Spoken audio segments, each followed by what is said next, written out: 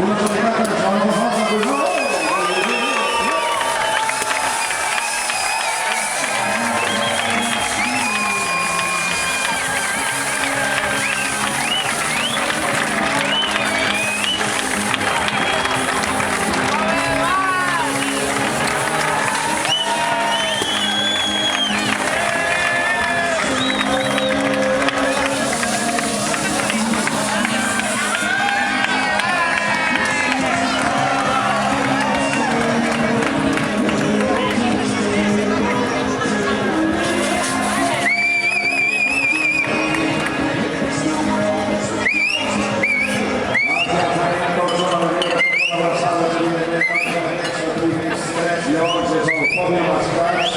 L'equip juvenil Alexandre Lorenzo, Pol Lorenzo, a la segona posició Bruno Lorenzo, sortia a la tercera plaça, bona a tots, gaudirem més premis.